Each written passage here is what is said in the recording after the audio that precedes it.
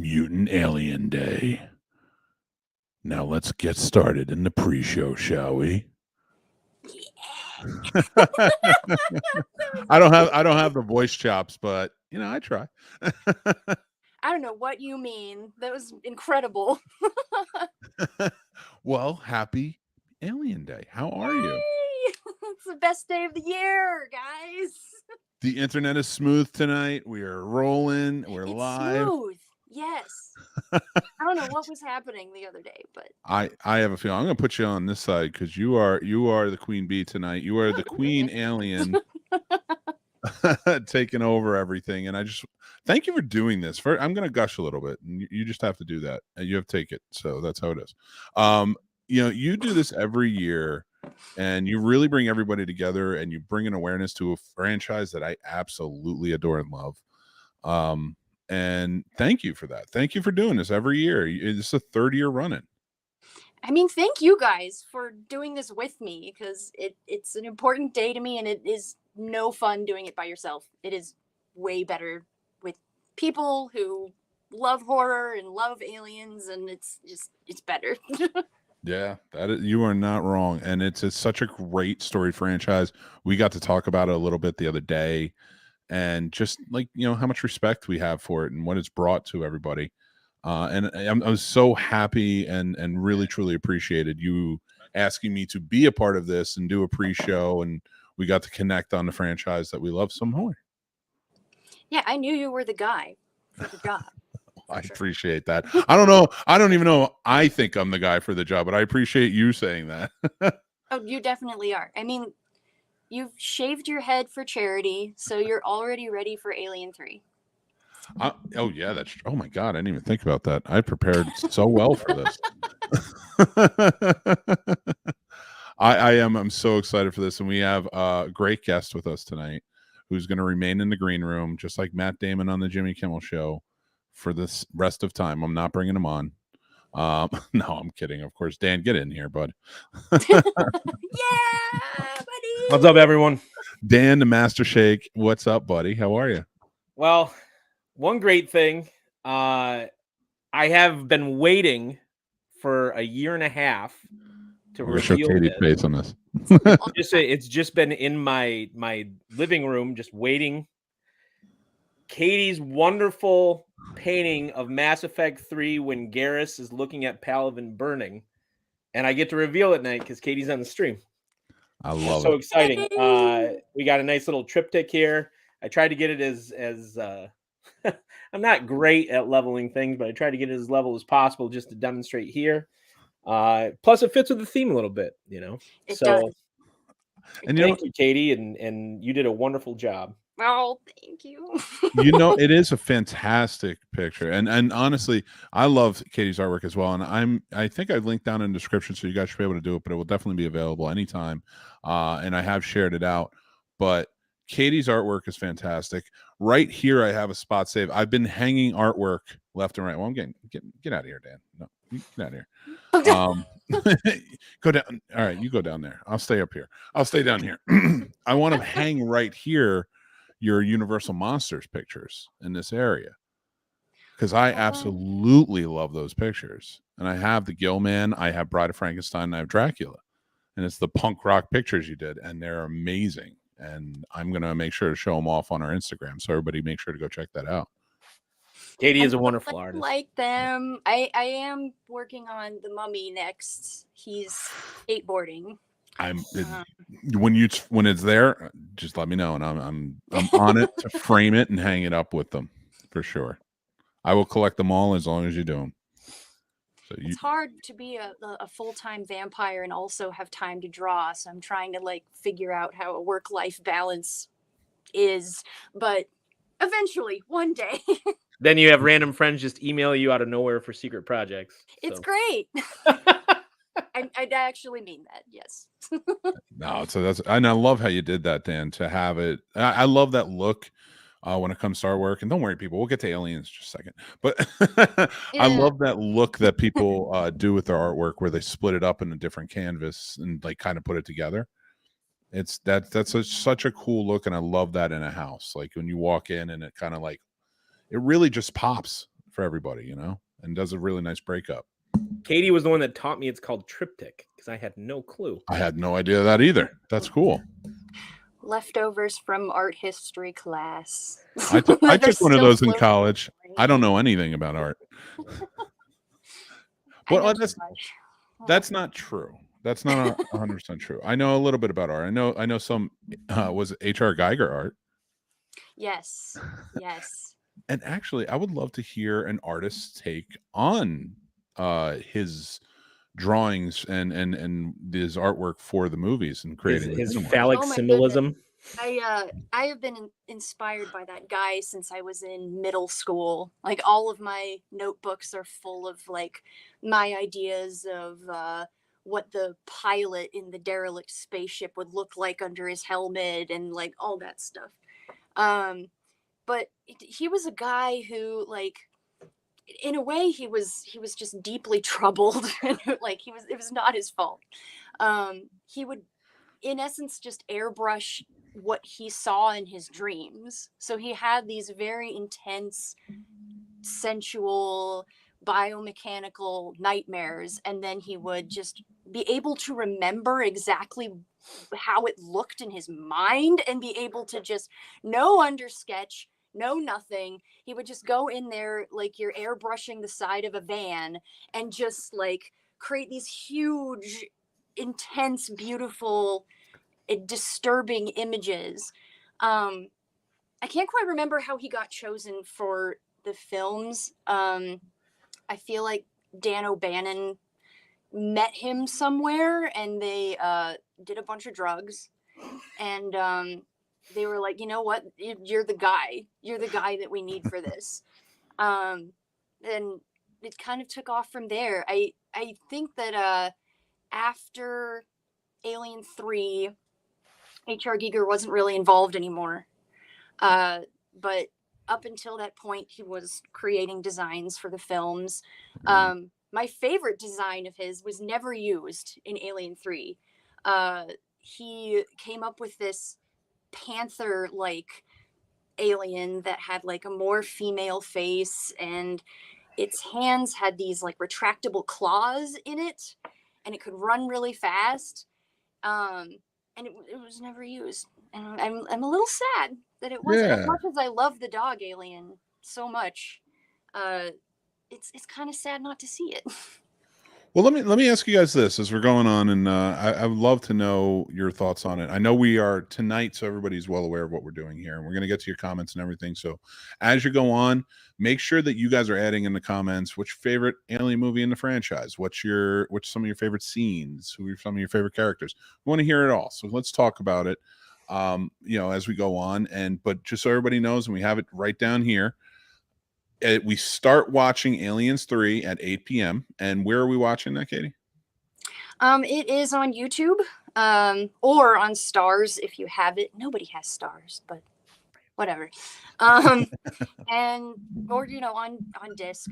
But I did find the assembly cut on YouTube. So yes, that's the key right there, is to own the franchise. This is definitely one that you guys should pick up if you don't have it already.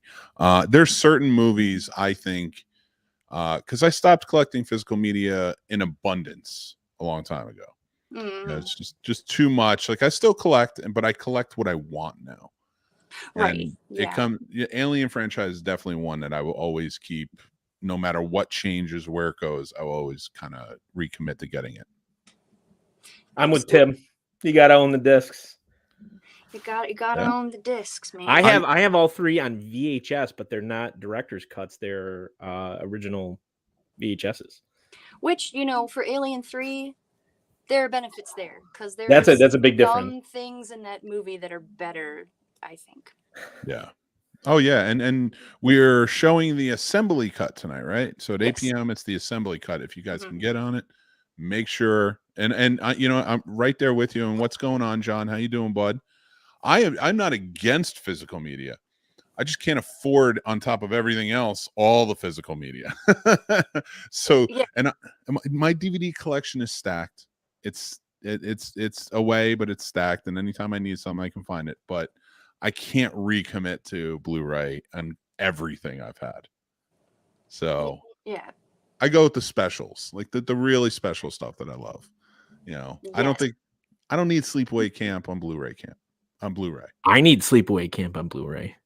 That's why I love you, Dan. That's why, like, because it's Why Felissa not? Rose, man. She's the mangled dick expert. Speaking of Giger, She is. like, She is the. true. she I had a wish lot she- of commentary. I wish she were here on our show because man, all xenomorphs are is mangled dicks. Mick, really. if you could have made that happen, we should have thought of that. I didn't, like, wish I Should've reached out actually to her. She might have done it. I'm not flexing or name dropping here, but I do have friends who work with her quite often in movies, and I should have, if we had thought about this, it would have been I fun to try and didn't. get I her didn't on. even think about it, which was dumb. But she's at every single horror convention. Like she'll do like anything. That's right. She's Oh, not yeah. at CFF either. Like, I'm so surprised. Like, she's at all of them. And like, Don't be surprised, Dan. if she Or just maybe shows up at the bar, or maybe be surprised because so CFF, Carolina Fear Fest, just to give a little bit of a plug to them because I'm an official rep for them, and the Scene Snobs will be there again this year. It's a horror convention and in Master Raleigh. Shake. And Master Shake will definitely be there. It's gonna be a lot of Shake? fun, and it's a great horror convention out of Raleigh, North Carolina, and so we're gonna be down there. Now, the fun thing about Felissa is, until I did interview her once, and it was a great time. She's a wonderful human being, just very sweet, polite.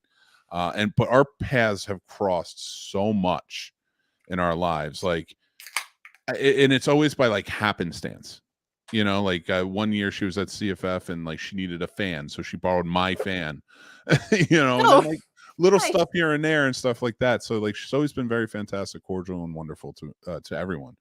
But she was at CFF in 2021, and then she loved it so much she came back in 2022, just asked to come back, sort of thing.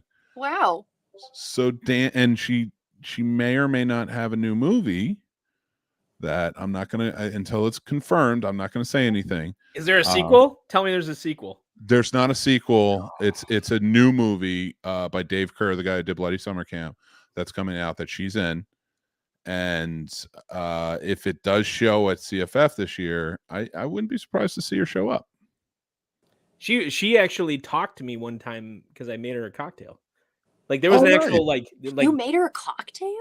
I just threw it out there on Twitter back when I still felt comfortable being on like social media and stuff. And there was a whole conversation. And it was just kind of crazy. I was like, whoa. Like, I had never really, I mean, I've talked to celebrities and stuff, but nobody who I actually cared about before. So, Dan, I have an idea. oh, I need you to make a new drink. And I need you to like make right now? I already have one. not ready. right now. Not right now. Can you do it by the 18th and be on the CFF show? Yeah. And we're gonna call it the Mangled Cocktail. Okay. Yeah, I can totally do that. All right. That's I'm gonna try and get some mangled cocktail. things I planned. love that. Yeah. I'm gonna Yeah. plan some things out. I'll just do a variation on the donkey's dong that I did. I love it. These names are insane. And we want to thank John again for showing up. Tim's here. What's up, buddy? Buddy! Why isn't he in the green room? I can understand. I mean, listen, I wanted to see Tim make the drink tonight, and then Dan stepped all over at the master. But you got to He's the spank the Master ice. Shake. He is the Master Shake. He's brilliant, and they are both Try. brilliant. Both these brothers are brilliant. I hate these brothers because they're so like perfect. That's And not, it's- that's so not true. I I will say though, like, I do take some responsibility for the fact that Mick does not have hair right now. yeah. Well, yeah, you should. Irish. I'll give you some. I'll give you some of it. But I did it, and it's there, and the stupid beard's gone, and I hate my face and whatever. But Oh, you look fine. Mick, come on, you look fine, man. Just draw it on with like a It's marker. it's not that like an ugly factor or anything, even though the hideousness will haunt dreams forever. But it's more along the lines of like I just feel naked without it. 3 Geeks is right. Also, can you imagine a Giger Nightmare on Elm Street? Oh, that'd be Whoa. insane. It not sounds perfect like looking. an AI nightmare to me. But What's up, I just Jason bring it Momoa? up every chance I got. I can't help it. John says the favorite is original's the favorite. I have to agree. I think that's my favorite as well. David's here. What's up, David? He says, I love Yaphet Kotto. So the first one, it's Sigourney, of Yeah. course. And Yeah. John Hurt. Yeah. That was just the acting in it. Like, I mean, we've had some great stars in all of these movies. And tonight is like with Aliens 3 especially, it's no different. Like the cast in that is just brilliant. I know you hate it. Shut up. Well, okay. In fairness, like, okay, my favorite character in the entire franchise, and I don't know if anybody else is like commiserating with me on this, I freaking love Vasquez. She's great. Yeah. I love Vasquez. Like, and one of the Holy greatest shit, lines yeah. is like, Vasquez, anybody ever mistake you for a man? No. Did they mistake you? And like, you always were an asshole, Love her so Gorman. much. Like, it is. She's so awesome, and she's the like heavy gunner too. Yeah. Like, she's the heavy gunner. She's carrying like the big old machine gun instead of like the rifle, the battle rifle. And like, I love Vasquez, man. I love Vasquez. Yeah. She's my favorite. Who was it? It was her. So Jeanette Goldstein played Vasquez, and who was she teamed up? Mark Ralston, Private Drake. Yeah, they were the two big gunners.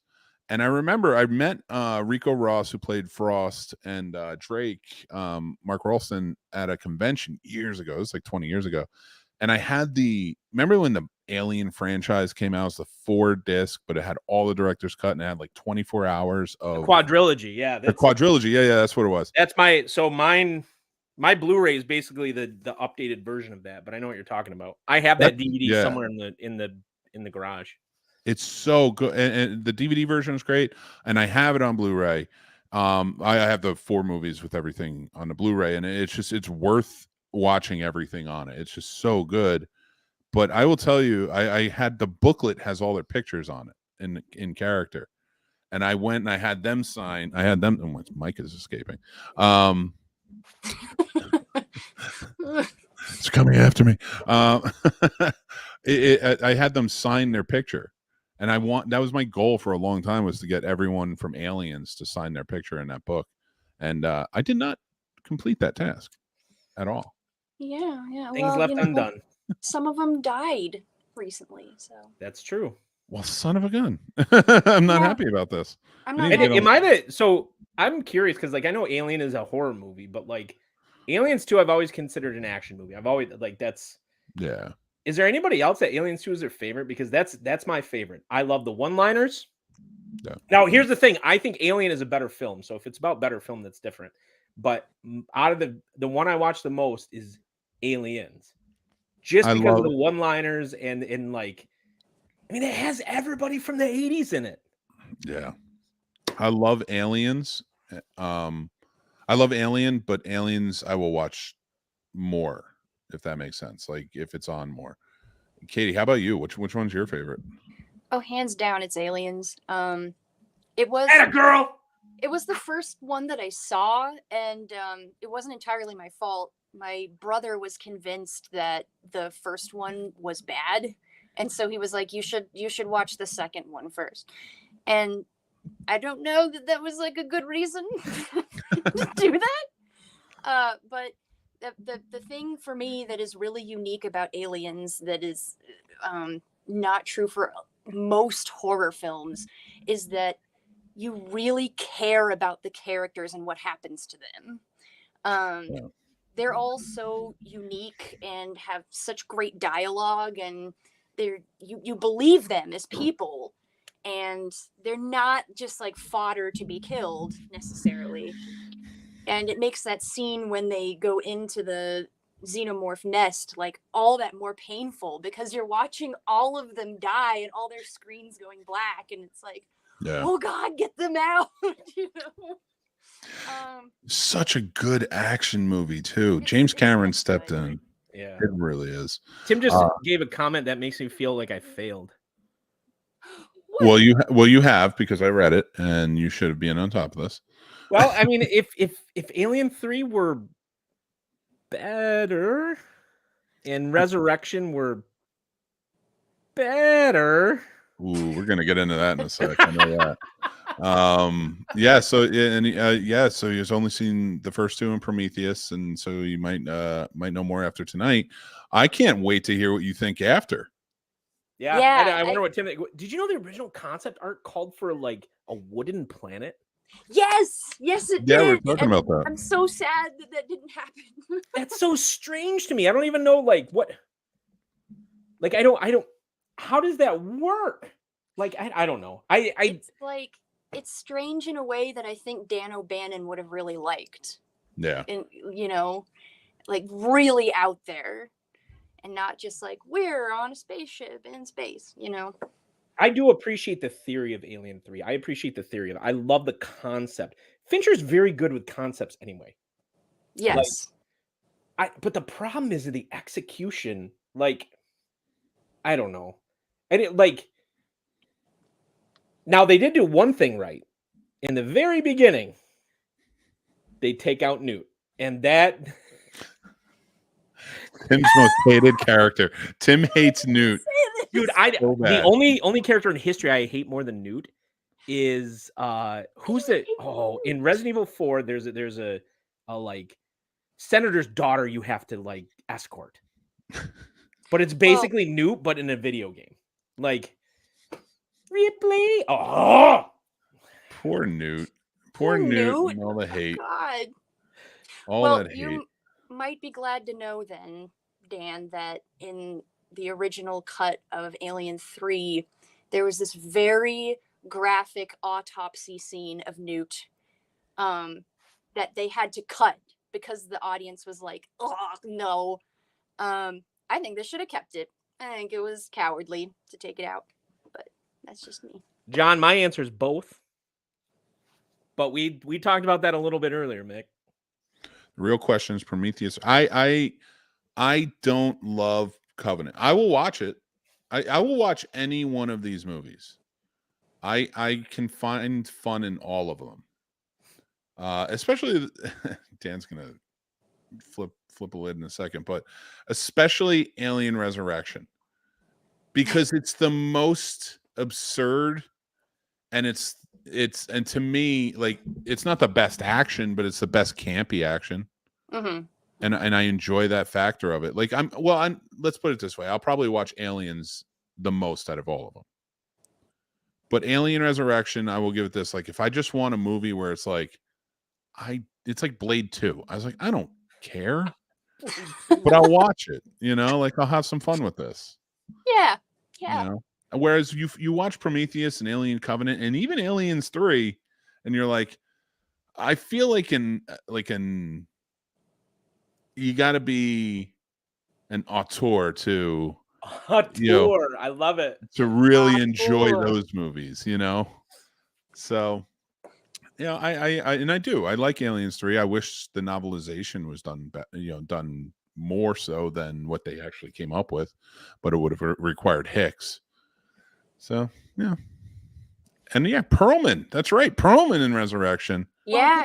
Man. Maybe his worst role. I don't know. Ooh. But he was there. He was there. Here's my issue with Resurrection. And don't get me wrong, it's still better. Resurrection is still better than like other movies. So lovers of Resurrection, like, don't come at me trying to bury me, okay? Like, I'm not saying it's worse than, say, like Sleepaway Camp 3, okay? Like, I'm a rational human. But they take two of the most badass women in the history of cinema and somehow reduce their roles to the point where, like, I'm not feeling it. Sigourney Weaver is a hero of mine. And that whole movie, I just spend like, I have a hard time engaging with it, man. Like, but she's not Ripley, and she's not the hero of the movie. I love that turn. There you go. Maybe that's my problem. Is like, at least in Alien 3, I can worship Ripley a little bit more. But that's the thing. Like, you should, because Ripley's journey in those first three movies is beginning to end just so, like, you see what she goes through, and her, even her in the third movie. And I'm sorry if I'm over talking this, but even her in the third movie, you see that turn even more when she sacrificed herself in the end. Like, the whole time she's trying to survive.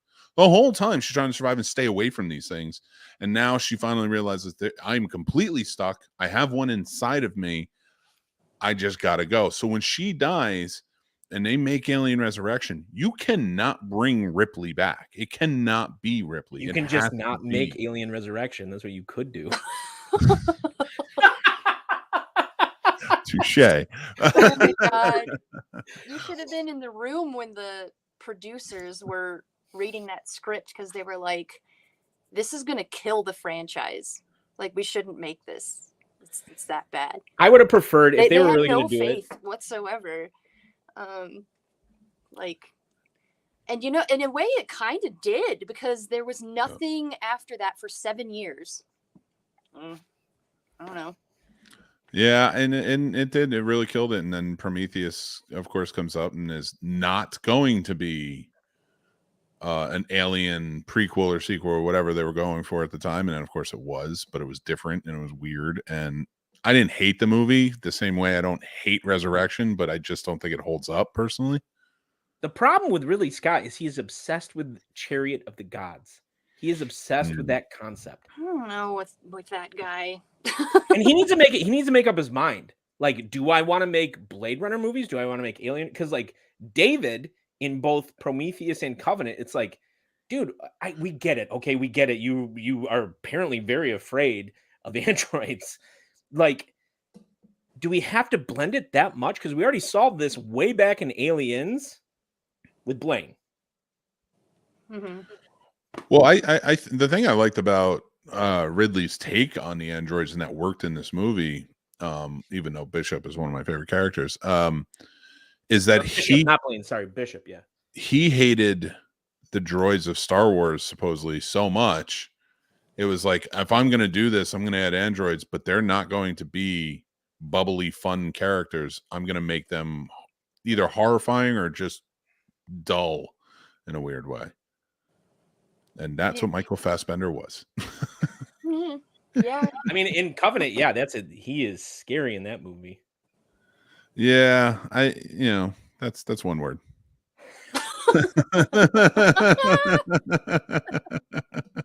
No, yeah, I mean, I love your points on it, and for sure. And so, Katie, I want to hear, Alien Day Queen. Tell us, in the AVP world, everything after the quadrilogy, what's probably your favorite out of all of them, and what really just missed its mark completely?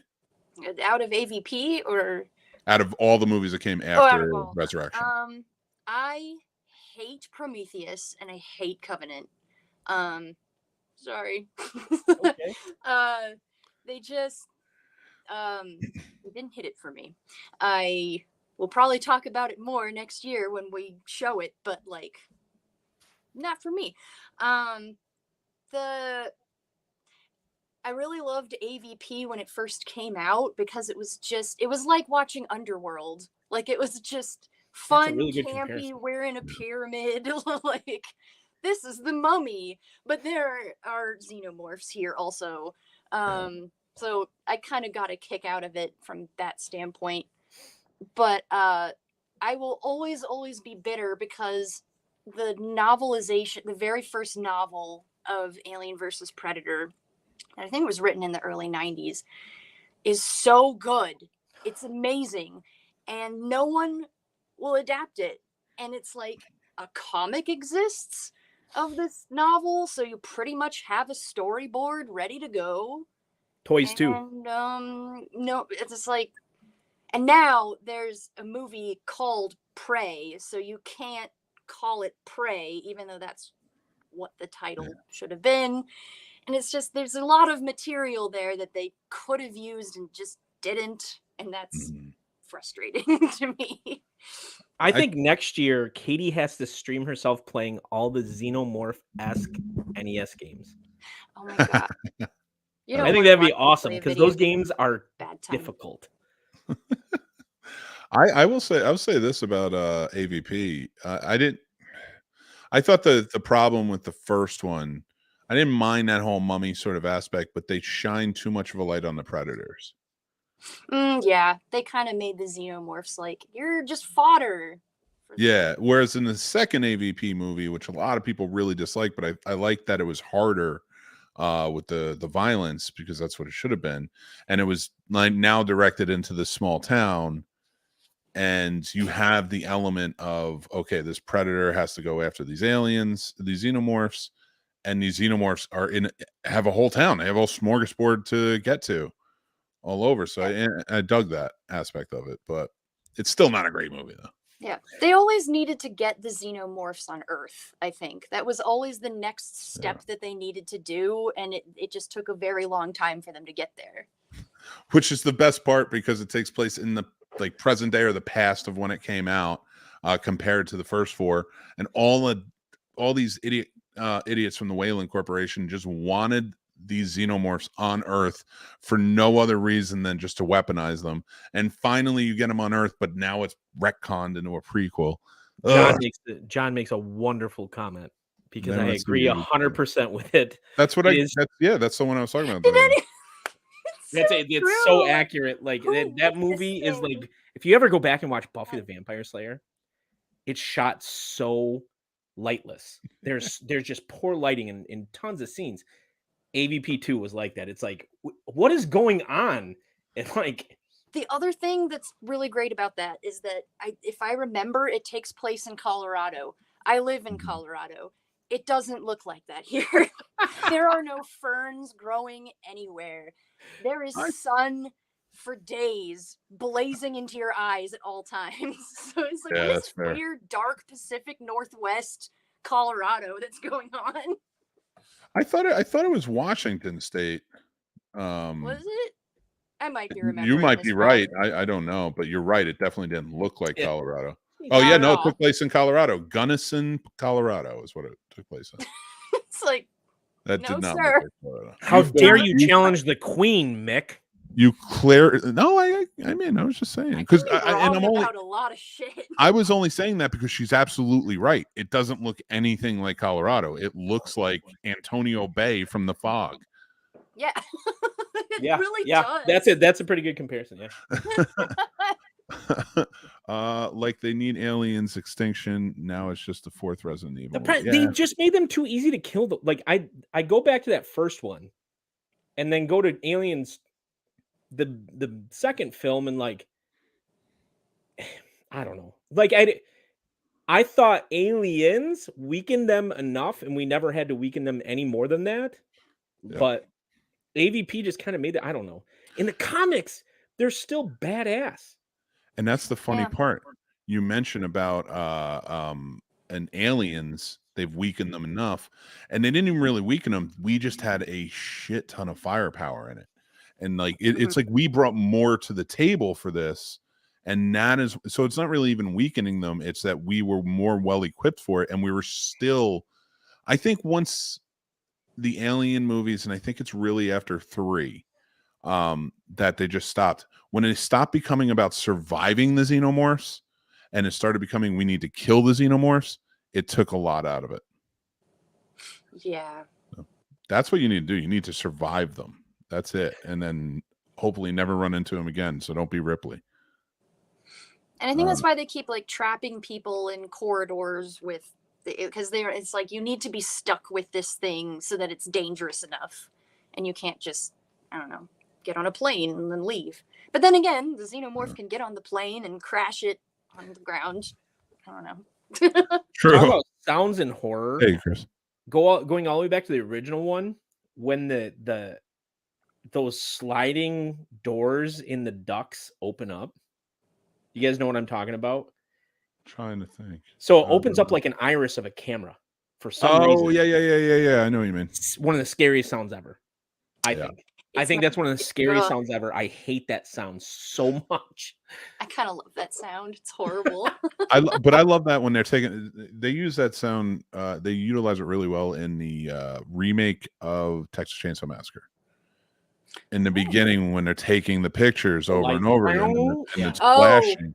But it's not just the flash of the light. You can actually hear the iris opening and closing when they're getting ready to take another picture. Yeah, I know what you're talking about. So it's I really in that you're right. It adds to that creepiness factor, and yeah, these movies did a fantastic job. their sound effects. David Fincher did not make a bad movie here. He made a movie that got really picked apart that I didn't think was his fault. Didn't he originally say he didn't want to be included on the credits? I think he wanted Alan Smithy as the name because that's like the director's name that everybody gives when they don't want to be associated. Oh, is it? Oh, poor guy. I just feel And then they so wouldn't give bad him for out of. him. They did not give Fincher the same opportunity as the other two directors, Cameron and Scott. Like they said no. That's what I think is crazy. Like they're like, no, you can't. And he's like, what? Mhm. Hey, tough shit, David Fincher. It was your first movie. You have to deal with it. You have Was to that own your first or was the game? Which one was first, Mick? This one was. This This one was 92 or 93, and the game came out in like 96. Michael Douglas, right? Yeah, and what's the game? Was the game him? Pretty sure. I could be wrong. I'm not standing on that hill, but I thought that was his second film. They did. He did such an amazing job with this movie, I thought, and not enough. Like, because there's some very clear. He did do David Fincher did do the game. You're right, but it did come out in 97. 97. That's right. I knew I was in high school when that came out. Because I was in high school when that came out, and I was in high school when Alien Resurrection came out. So this had to be way before.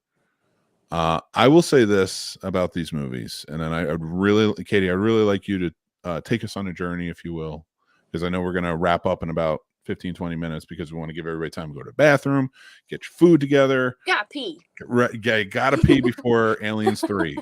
That is now the motto. Go pee before Aliens 3. That's what it is. Perfect. Use your mangled xenomorph. And you gotta use your mangled dick as needed. Jesus. You're the one that was talking about phallic symbols. I'm just jumping Well, in. and it's not my fault. Giger like drew a wiener pretty much all the time. Like that's the funny part about this. You keep calling it a mangled xenomorph, Dan. It's you who keeps saying that over and over and over and over again. And it's actually like if that were actually a dick, it'd be like the most beautiful thing on the planet. Because let's face facts. yeah, because it would be made out of silicone. But that thing not coming near. Oh, me. come on. That was a good joke. That was a good joke right there. You really smashed me with that one. I got you. Landed. And now if Math was here to back me up. Well, actually, before we start talking about Aliens 3, and I put more focus on Aliens 3 and Alien Resurrection, Dan, I believe you have a drink for us. I do. Yes. Yeah, this one's called the Mysterious Egg. This is my third foray. My second one I missed because I was actually dying. Remember, Katie, I was supposed to go on. I think it was the first year you did this. I was supposed to go on and do the cocktail, but I had COVID. Oh. Yeah. And I watched memories and kind of went in and out of consciousness, basically. But like, so this is my third foray into alien drinks. This is called the Mysterious Egg. Side note, really quick, it is impossible to get Midori because there is a shortage. It's really hard. You're right. That's so bizarre. I never imagined that. I've gotten Midori every summer forever. And like, I couldn't, I went 8 places today. No Midori. So I had to do a substitution. We're using, you want a very good vodka. I like this from Arbor Brewing down here in Ann Arbor. A2. It's a wheat vodka. And I specifically wanted a drink that used Malibu just for Katie, for her all girls cover band Malibu. Oh, that's right. And then this is the substitution for the Midori. It's a liqueur it's called Mr. Boston. It's actually really cheap, but I tried it before the show and it's decent. You just get melon liqueur. Nice. You need a Collins style glass, and I got this one because it's like egg shaped, and it used to say "Cheers to Detroit" on the front. Pineapple juice. Believe it or not, Angostura bitters. Trust me on this one. I know everybody's like, "Oh, it's smoky." Trust me. You need your shaker like always, but one big thing that you need is a secondary strainer. See how like this is good mesh. We're going to try to create a little bit of froth at the top of the drink so that way it's like the egg is hatching. And then we're going to lay the Angostura bitters on the top of the froth. Speaking of mangled xenomorphs, too, by the way, that strainer is great for kidney stones. Kidney stones. For our garnish, we're using a maraschino cherry and a pineapple slice. Okay. Let's get started with our ingredients. Get my ice out. Katie gets to say it live for us today. That's true, Katie. Oh, that's right. That's right. Yeah. I have a job to do. You have a job to do, Katie. So as we get started here, Katie, why don't you tell everybody how we deal with our cracked ice when it comes to a cocktail? Okay, you're gonna spank that ice. You got it. Give yourself a nice cracked cube and then one uncracked before you start adding your ingredients. You need 3 ounces of your pineapple juice. And I'm using just these little cans of Dole. They're kind of handy. Sometimes I buy the big ones. But honestly, like, I don't know if you guys are like this, but pineapple juice is so sweet that I don't end up drinking it in the morning a lot. So, I don't know. Yeah, I like the little cans because they don't go to waste then. Yeah, that's fair. That's a good one. I love pineapple juice. You need 2 ounces of your vodka. 2 whole ounces of your vodka. Whatever vodka you're using, I just recommend a good one that's been filtered pretty well. Don't use cheap stuff. A vodka is a vodka is a vodka. You need 1/2 ounce of your Malibu. And if you want to be a little generous with the Malibu, do it. It'll help the green show up. Because the green does kind of react with the pineapple juice a little bit. All right, Walter White, calm down. Well, like this is the chemistry of it, right? And you need 1/2 ounce of your Midori, or as we're using this whack Mr. Boston stuff. Got your ice in there. Before we do this, we're going to put our ice in our Collins glass. I'm using 2 spherical ices, so they look like eggs. Ooh. Well, I mean, I don't know. I like it. I like it. I think it's a great touch. Very clever. So you got. Ooh, nice. I want to watch that pour. And then you're going to want to shake this really well because you want to build the froth up that we're going to put that Angostura bitters on. Well, it's a good thing that we have a master shaker here. Yeah. Give it a hit. It's really cold. Now, this is where that extra strainer comes in. Use your normal strainer. I love your shirt, by the way. I hear it. It's the strongest. So there may be a new version of that coming out. You lay your fine mesh strainer on top of your Collins glass, and then you have your normal strainer here, right? As you pour it, you get a little bit of froth on top of your drink.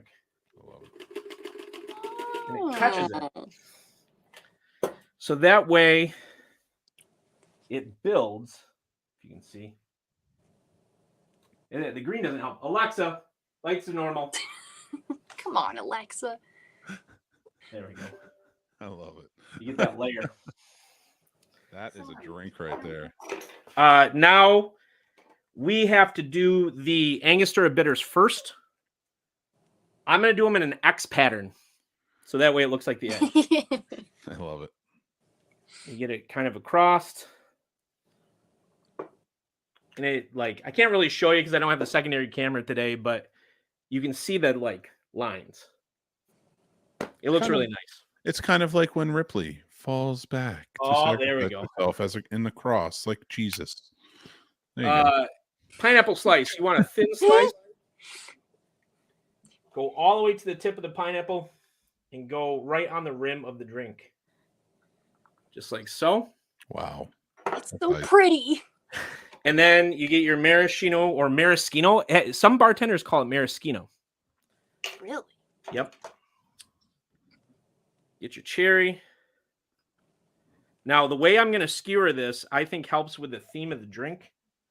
I'm going to put it through the top of the pineapple slice all the way into the drink. So you end up with it resting on the side. That's awesome. You can kind of see the Angostura floating on the top. Yeah. You can see the lines a little bit. That is amazing. I love First, that. so the interesting part is this: the Midori is melon, and the smokiness. Think it wouldn't go together, but it actually blends together really well, and it's a dynamic flavor blend,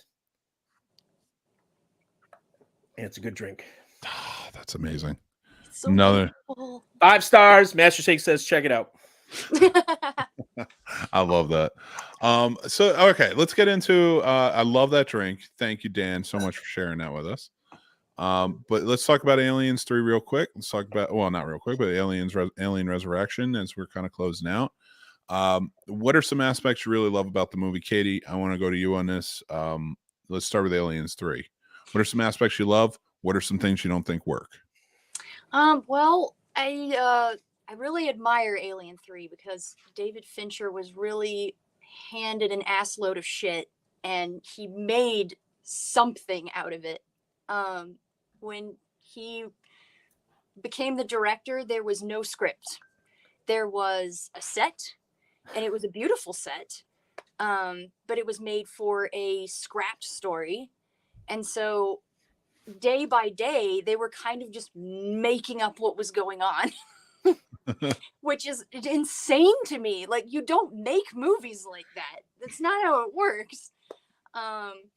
And I know that David Fincher hates this movie, understandably so, because he just absolutely suffered through this thing. But it is so unique in tone that it's one of my more favorite out of the set. The lighting and the color of the movie itself is like very warm and golden and brown, which is very different from any of the others. And there are some really great actors in that movie as well. They do an excellent job with the day-to-day dialogue that they're just being handed that day. They're all like theater people, so they're able to like pick it up and just like run with it. So, you know, I also, of course, have a little soft spot for the dog alien, the little like stick puppet that they use to like run down the hallway. I think out of the alien special effects that there are, it's the weakest for sure. Not a big fan of the like final image of the alien like exploding and there's like this CGI cracks across its head. I'm like, okay, all right, good try. Yeah, as far as like what doesn't work, I mean it's most of it because it's kind of a mess. I love that. I love that. Yeah, lead up yeah. to it. Like you can see the love and passion and effort that was spent, but in the end it's like, Yeah. is this a like monastery? Is this a prison? Can we decide? Is this a mining colony? I don't know. So there's just a Pick lot of one and stick going with on. it. And one thing for me about that too is for, I wish that he had kind of come into this and they really hashed that out. Because again, if you read the novelization by Alan Dean Foster, there's a really good story there, and Yeah. that they did not use, they didn't even go for, and it's like you have, and it had a lot of the elements that this movie has, and but it really like, you could have made this such a great film, especially to end. It's a trilogy. Then Resurrection probably would have never happened. Dan would have been happy. But you know, it's, yeah, I really do wish that they had just taken some time and really wrote this out, because having such a talented cast and a talented director, even for his first movie, and now mind you, he's been directing it for a long time in music videos and things like that and commercials. Right. So that really helped with this coming into it. But like, for your first movie, it looks amazing and is well acted. It's just not a great story, and it's like an Ari Aster film. Yeah. Tim Look out. that is Tim's exploding coming right for now. I love you, Tim. Let's go on to Alien Resurrection. Dan, I want you to say one nice thing about that movie that is actually in. I want a deep wonderful, beautiful thing to say about that movie, not just like, hey, it's got great credits. Winona Ryder delivers an underrated performance. Okay. She's very hot in that movie. Just saying. She's such although I love her and everything. Yeah, Sam, I'm sorry. I had to, How but dare you? listen, he makes beautiful hollow work. It's amazing. It's just wonderful. His stories hit a pole quite like the little girl from Hereditary. But anyway, I only do it to mess with Tim. I love you, Tim, and I know everybody. I know he's such a big fan, and I do like Ari Aster movies. I have not checked out the director's cut of Midsummer, and I will because I trust you. Make sure you bring a snack. It's like 4 hours. I'm okay with that. If I'm sitting at home, I'll watch whatever.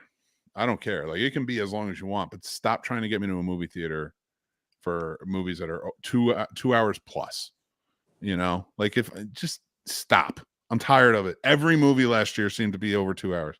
I don't have the time. I don't have time for that. But Alien Resurrection, let's go back to it. Katie, you know the deal. You're hosting tonight. Tell me about Alien Resurrection. What are you looking forward to the most? What do you like about it? What do you dislike?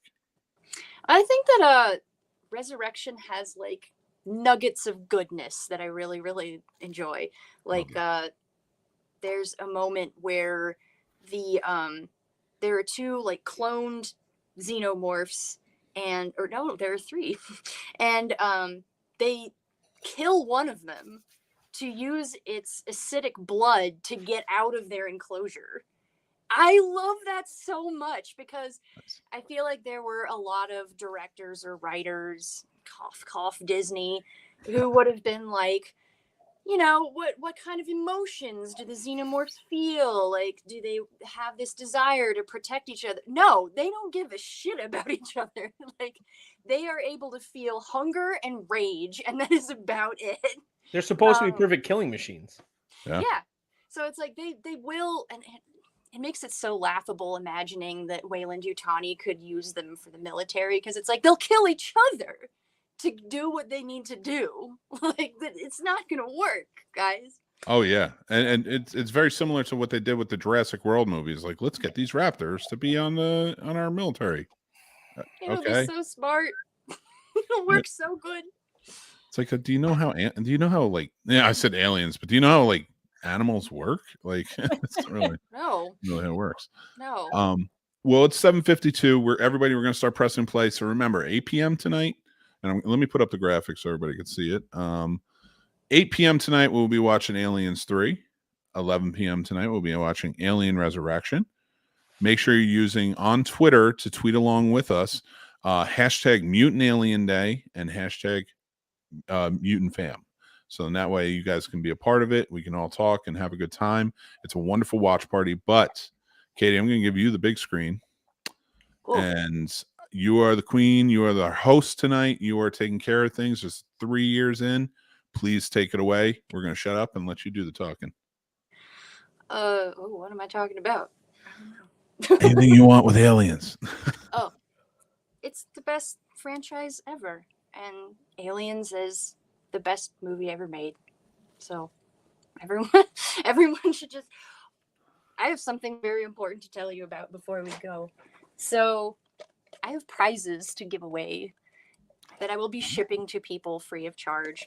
I'll just go ahead and make a post on Twitter at the beginning of each of the movies, and so you'll know which one it is.